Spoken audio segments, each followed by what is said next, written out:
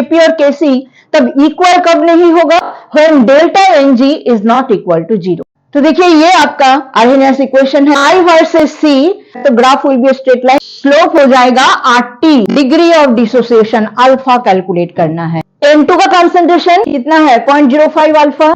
A:B:C। Hi students, I welcome you all to this video of समझो chemistry detail में channel. NEET 2024 के chemistry के question solve करना है। ये वाला क्वेश्चन जो है केमिकल इक्विलिब्रियम से है। इसमें बोल रहा है कि in which of the following equilibria Kp and Kc are not equal. आपको ये रिएक्शंस आपको दे रखा है, इनमें से आपको करेक्ट ऑप्शन को चूज करना है। तो अब देखिए Kp Kc के बीच में रिलेशन क्या है, पहले मैं वो आपको लिख के दिखाती हूँ। Kp is equal to Kc into RT to the power delta Ng। Now delta Ng क्या है? It is the difference between the number of gaseous moles of the products and the number of gaseous moles of the reactant. So delta Ng is equal to Np minus Nr. Np stands for the number of gaseous product molecules, Nr stands for number of gaseous reactant molecules.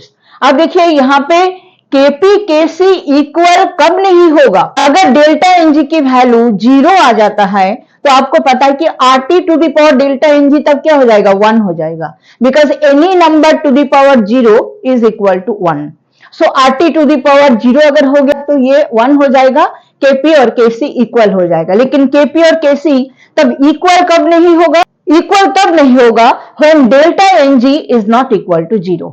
That means condition ये है कि Kp is not equal to Kc when delta Ng is not equal to 0। हमें देखना है कि इन reactions में सारी देखो reactants as well as products all are gases. तो यहाँ पे कोई वो चक्कर नहीं है कि कोई सॉलिड है कोई लिक्विड है, ऐसा नहीं है।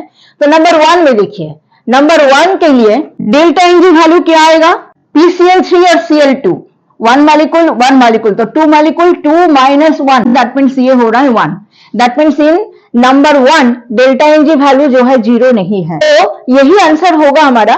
फिर भी मैं आपको बाकी करके दिखा रही हूं। नंबर 2 में क्या है? नंबर 2 में H2 plus I2 to HI, तो प्रोडक्ट के नंबर ऑफ मॉलिक्यूल्स 2 है, रिएक्टेंट के भी total number of molecules 1 plus 1 2 है। So delta Ng value it is 2 minus 2, so it is 0। Number 3 में देखिए CO गैसियस है, H2 गैसियस है, ये दोनों भी गैसियस है। तो यहाँ पे total number of molecules of products and total number of molecules of reactants in the gaseous state they are also equal, so 2 minus 2 ये भी 0 हो रहा है। और नंबर 4 में reactant के total number of molecules in the gaseous state 2 है, और प्रोडक्ट के भी जो है number of molecules gaseous state में 2 है, 1 प्लस 1। सो यहाँ पे भी डेल्टा Ng वैल्यू क्या हो रहा है? 2 minus 2 that is 0. So that means delta Ng value 0 कहां पर नहीं है? नंबर 1 में। तो नंबर 1 में तब वो होगा Kp will not be equal to Kc. Kp will be equal to Kc into RT to the power 1. That means Kp will be equal to Kc into RT. So Kp और Kc equal number 1 में नहीं हो रहा है। सो हमारा correct option कौन सा होगा? नंबर 1 हमारा करेक्ट ऑप्शन यहाँ पे हो रहा है। ये जो क्वेश्चन है ये केमिकल काइनेटिक्स चैप्टर से है, और आपको यहाँ पे क्लियरली समझ आ रहा है, यहाँ पे एक्टिवेशन एनर्जी कैलकुलेट करने के लिए आपको दिया गया है। तो बोल रहा है कि रेट ऑफ रिएक्शन क्वाड्रुपल्स, मतलब 4 गुना हो जाता है when the temperature changes from 27 degree centigrade to 57 degree centigrade.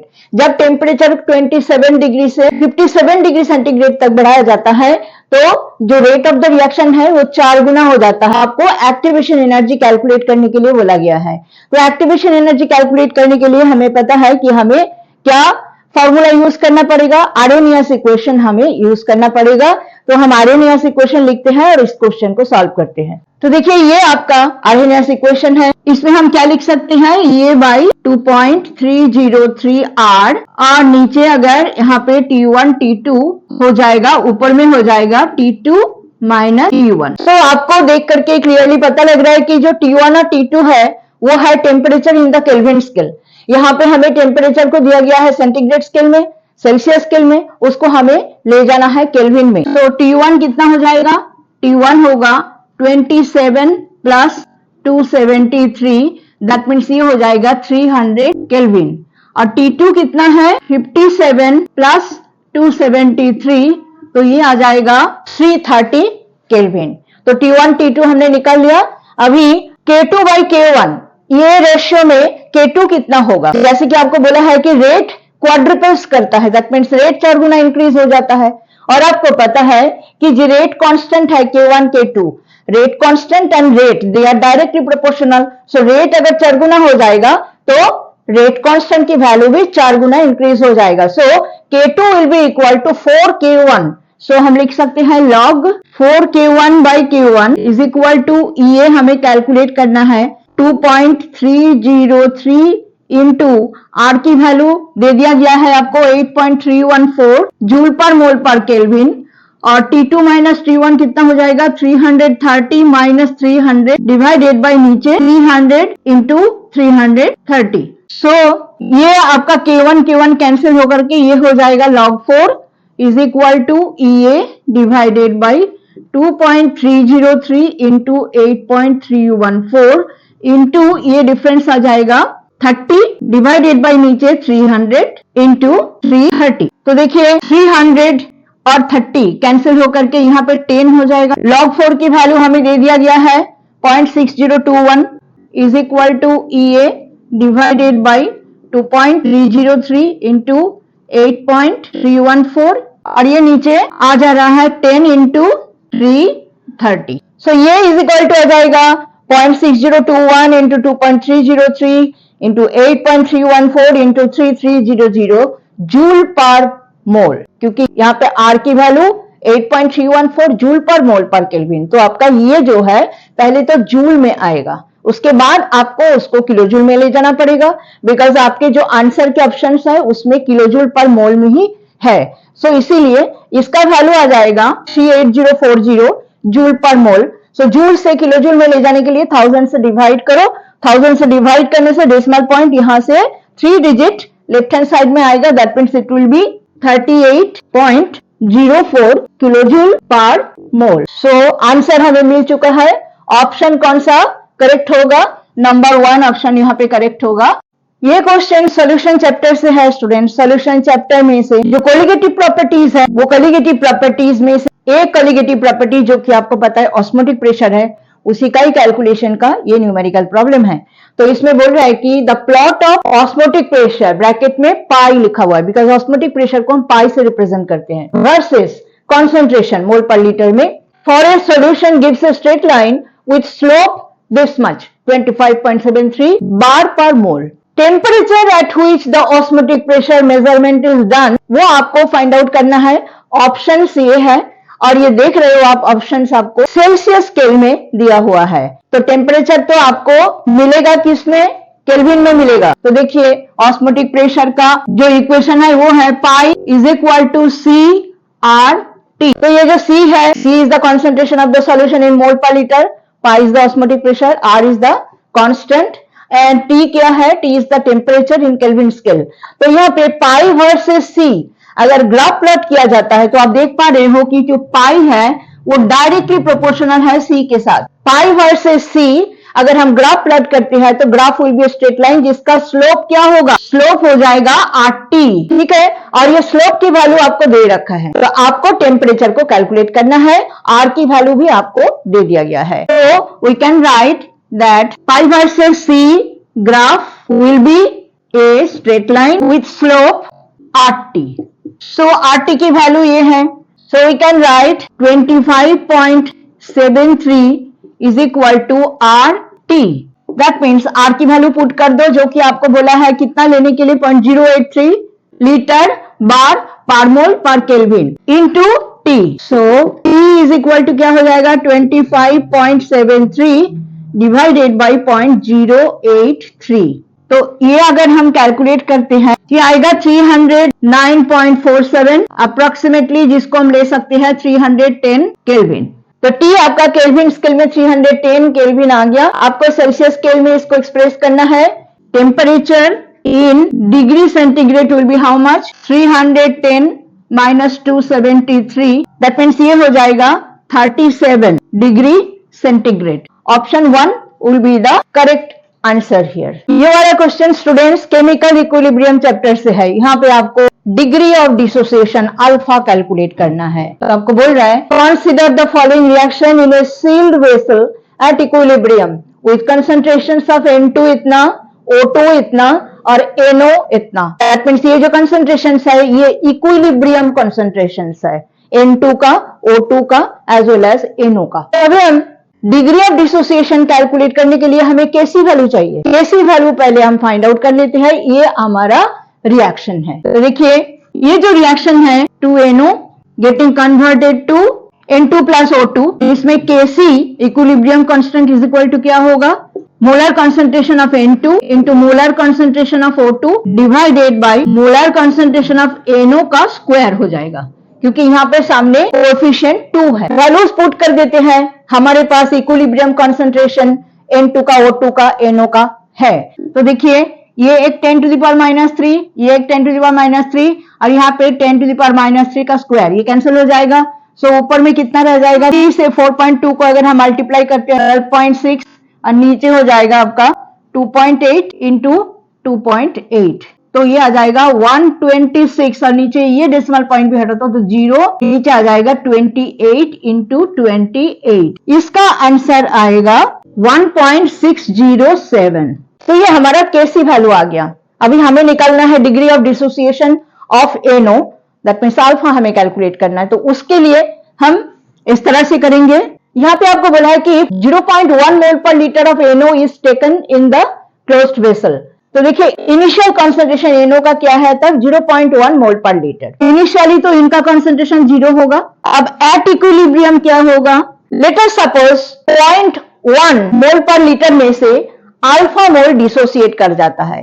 That means 0.1 का अल्फा, 0.1 अल्फा विल डिसोसिएट। तो इसका एट इक्विलिब्रियम कितना रह जाएगा, 0.1 माइनस 0.1 अल्फा। और इनका कितना कितना बनेगा, अगर आप यहाँ पे सीधा 0.1 अल्फा लिख दोगे गलत हो जाएगा, क्योंकि यहाँ पे आप देखिए किस तरह से NO डिसोसिएट कर रहा है। 2 मोल्स ऑफ NO डिसोसिएट करके 1 मोल N2 1 मोल O2 बना रहा है। तो अगर 0.1 अल्फा डिसोसिएट कर रहा है तो 0.1 अल्फा में से N2 कितना बनेगा, 0.1 अल्फा बाई 2 और इसका भी 0.1 अल्फा बाई 2। दैट मींस ये कितना हो रहा है 0.05 अल्फा, इसका भी हो रहा है 0.05 अल्फा। अब देखिए Kc इज इक्वल टू हमें पता है molar concentration of N2 into molar concentration of O2 divided by molar concentration of NO का स्क्वायर। तो इनको पुट कर देते हैं इन वैल्यूज को, 0.05 alpha into 0.05 alpha divided by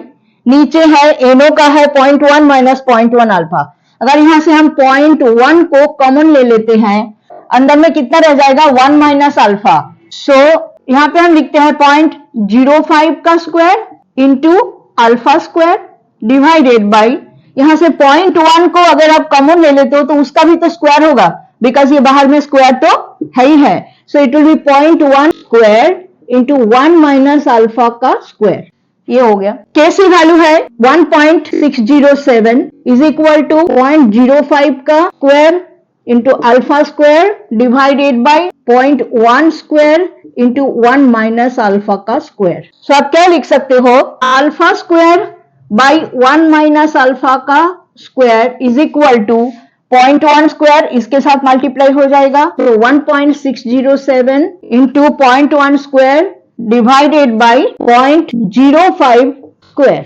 सो यहां से क्या आप ये लिख सकते हो कि अल्फा बाई 1 माइनस अल्फा, ये स्क्वायर दोनों का ही है ना। So alpha by 1 minus alpha, यहाँ पे इसका स्क्वायर है, इसका स्क्वायर है, सिर्फ इसका अंडर रूट आपको निकालना है। अब यहां देखिए 1.607 को आप 1.27 का स्क्वायर लिख सकते हो। That means ultimately we can write alpha by 1 minus alpha is equal to 1.27 into 0.1 divided by 0.05. ये कैलकुलेशन करने से आएगा 2.54. That means you can write alpha is equal to 2.54 minus 2.54 alpha or 3.54 alpha is equal to 2.54. So यहाँ से alpha आ रहा है 2.54 divided by 3.54. So it is coming 0.717. तो ये आपका अल्फा का वैल्यू आ गया। तो अब देखिए यहाँ पे आंसर हमने कौन सा टिक करना है, number 4 is the correct answer here. ये जो क्वेश्चन है ये क्लास 11th के जो फर्स्ट चैप्टर है बेसिक कॉन्सेप्ट्स ऑफ केमिस्ट्री उस चैप्टर में से है। यहाँ पे आपको एम्पिरिकल फॉर्मूला कैलकुलेट करना है। एम्पिरिकल फॉर्मूला किसका कैलकुलेट करना है, एक्स नाम का ये जो कंपाउंड है जिसमें कंपोजिशन आपको दे दिया गया है कि उसमें ए जो है 32% है, बी 20% है और रिमेनिंग परसेंटेज जो है वो सी का है। ए बी सी का आपको एटॉमिक मासेस दे दिया गया है और ये आपके ऑप्शंस है। तो सबसे पहले तो हम सी का परसेंटेज को कैलकुलेट करते हैं। तो टोटल परसेंट कितना है, 100%। 100 में से ए और बी का परसेंटेज को ऐड करके अगर हम माइनस कर देते हैं तो हमें सी का परसेंटेज मिलेगा। तो परसेंटेज ऑफ सी क्या होगा, 100 minus A plus B, that means 100 minus A है आपका 32%, बी है आपका 20%, सो 32 प्लस 20, सो ये हो रहा है 100 माइनस 52, सो ये आ रहा है 48%। परसेंटेज सबका हमारे पास है। अभी हम चार्ट जिससे हम एम्पिरिकल फॉर्मूला कैलकुलेट करेंगे वो बनाना है, और वो बनाने के लिए ये देखिए ये चार्ट में सबसे पहला कलम किसका होता है, एलिमेंट का, सेकंड परसेंटेज का, थर्ड एटॉमिक मास का, फोर्थ नंबर ऑफ मोल्स का, फिफ्थ सिंपलेस्ट मोलर रेशियो और लास्ट कलम है simplest whole number molar ratio. तो पहले एलिमेंट कलम में हम लिख लेते हैं ए बी सी। ए कितना परसेंट है, 32%, बी है 20% और सी है 48%। एटॉमिक मासेस, ए का एटॉमिक मास 64, बी का है 40 और सी का है 32। अब नंबर ऑफ मोल्स के लिए क्या करेंगे, हम परसेंटेज को एटॉमिक मास से डिवाइड करेंगे। सो 32/64 ये आ जाएगा आपका 1/2। बी के लिए 20/40 ये भी 1/2 हो जाएगा और इसके लिए सी के लिए हो जाएगा 48 डिवाइडेड बाई 32। तो 16 से ऊपर नीचे अगर आप डिवाइड करो तो ये हो जाएगा 3/2। तो नंबर ऑफ मोल्स हमारा निकल गया। अभी है simplest molar ratio. Simplest molar ratio के लिए आप क्या करोगे, इनको होल नंबर में कन्वर्ट करो। सबको अगर हम 2 से मल्टीप्लाई कर देते हैं तो 2 सब कैंसिल होकर के होल नंबर रेशियो हमारे पास आ जाएगा। 1/2 इंटू 2 तो ये हो जाएगा 1, 1/2 इंटू 2 ये हो जाएगा 1, 3/2 इंटू 2 ये हो जाएगा 3। तो simplest whole number molar ratio क्या आ रहा है, 1, 1, 3। A/B/C ये आ रहा है 1:1:3। तो empirical formula will be what, ABC3। Empirical formula ये तो होता है सिंपलेस्ट मोलर रेशियो। सो ये आपका एम्पिरिकल फॉर्मूला। सो ऑप्शन कौन सा करेक्ट हो रहा है, नंबर 2 करेक्ट हो रहा है, ABC3। तो माय डियर स्टूडेंट्स आज की वीडियो यहीं पे खत्म करते हैं। आई होप आपने सारे सॉल्यूशंस देख लिए और इन सॉल्यूशंस को अगर आप अच्छी तरह से देखोगे तो आपका 2025 का प्रिपरेशन बहुत अच्छा होगा। आपसे हम्बल रिक्वेस्ट है, प्लीज चैनल को सब्सक्राइब कर दीजिए। Thank you so much for watching the video.